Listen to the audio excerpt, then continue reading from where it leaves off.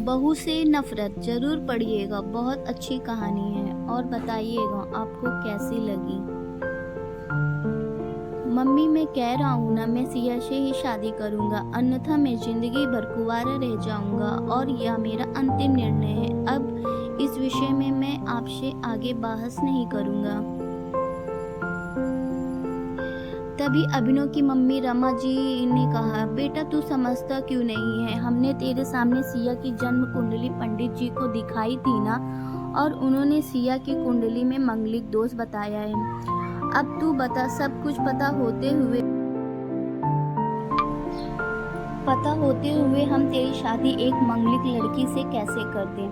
तू जानता नहीं कि मंगलिक दोष वाले के जीवन साथी की मौत जल्दी हो जाया करती है, इसलिए तुझे मैं समझा रही हूँ, तू भूल जा सिया को।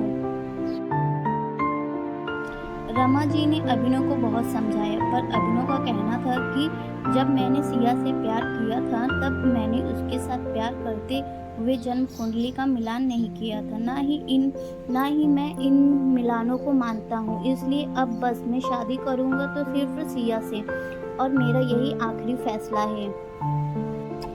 आखिर रमा जी को अपने बेटे की जिद के आगे झुकना पड़ा और पंडित जी के द्वारा बताए गए अनुसार सिया के मंगल दोष को दूर करने के लिए अभिनव के साथ शादी करने से पहले सिया की शादी एक पेड़ के साथ करवाई गई, और उसके बाद सिया ने अभिनव से शादी करी।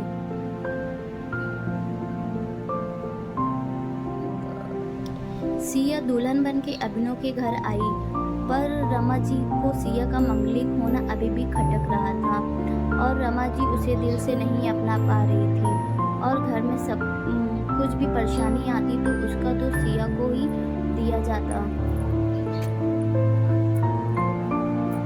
लेकिन सिया पढ़ी लिखी संस्कारी लड़की थी, और वह अपनी सासू माँ से मिले इन बेवजह आरोपों को अपने दिल से नहीं लगाती थी, और ऐसे ही ससुराल में उसके दिन कट रहे थे।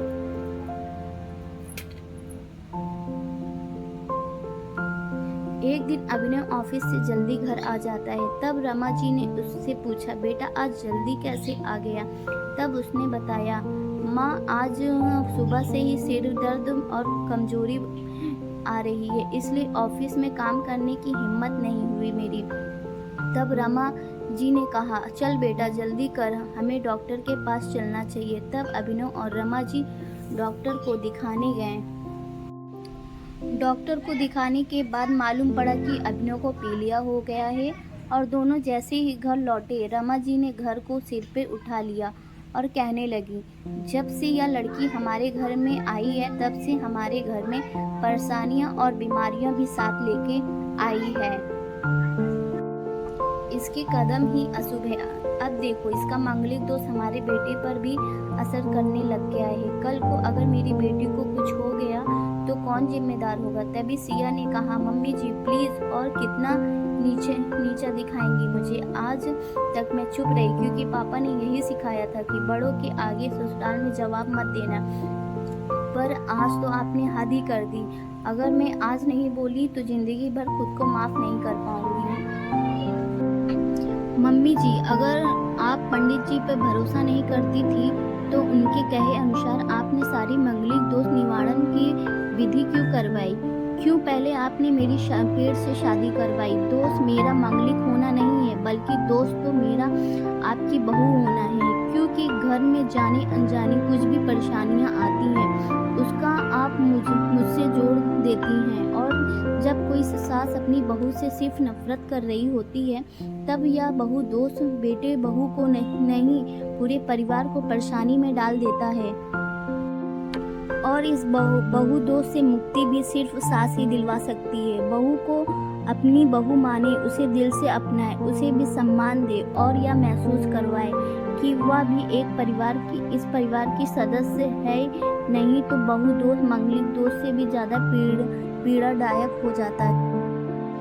सिया की कही हुई बातें रमा जी के दिल को झकझोर रही थी, और उन्होंने मन ही मन पश्चाताप भी हो रहा था। उस समय उन्होंने सिया को कुछ भी नहीं कहा। थोड़े दिन बाद अभिनव बिल्कुल ठीक हो गया और ऑफिस जाने लगा, और 1 महीने बाद अभिनव की की सैलरी भी बढ़ गई। तब उसने घर आके इसका श्रेय सिया को दिया। तो रमा जी बोली, हाँ सही है बेटा, तू तो सारा श्रेय बहू को ही देगा। तेरी माँ का आशीर्वाद भी तो तेरी प्रगति के पीछे रहता है। तेरे साथ तू तो मुझे श्रेय देना भूल ही गया। तब अभिनव ने कहा, माँ इस बार सिया का मांगलिक दोष मुझ पर और ना ही मेरी तरक्की पर नहीं लगा। और माँ, जब हम बुरी परेशानियों का श्रेय सिया को देते हैं तो अच्छे कर्मों का श्रेय भी सिया को ही देना चाहिए। तो इसलिए आज का सारा श्रेय सिया को जाता है, अभिनव ने हंसते हुए कहा। तब सिया बोली, अभिनव तो क्या तुम भी मुझे ऐसा समझते हो? तब अभिनव ने कहा, नहीं सिया, बिल्कुल नहीं, बल्कि मैं तो माँ को यह समझाना चाह रहा हूँ कि सुख दुख हमारे जीवन का हिस्सा है और कभी जीवन में खुशियाँ आती हैं तो कभी गम भी आते हैं। इसके लिए हमें परिवार के सदस्य या अपनी बहू को दोष देना उचित नहीं है। तभी रमा जी बोली, बेटा सही कह रहा है तू, और तेरी तरक्की ही बहुत है। मुझे इस झूठे दोषों से बाहर निकालने के लिए आज मैं यह कसम लेती हूँ कि आज के बाद मैं सिया को किसी भी बात का दोष नहीं दूंगी। यह सुनकर सिया आज बहुत खुश थी, क्योंकि आज उसको उसकी सास ने मंगलिक दोष के साथ साथ बहु दोषों से भी मुक्त कर दी थी। कैसी लगी कहानी दोस्तों, जरूर बताइएगा। अगर आपको हमारी कहानी पसंद आई हो तो लाइक, कमेंट, सब्सक्राइब जरूर करना दोस्तों। मिलते हैं नेक्स्ट वीडियो में। Okay friend, bye bye.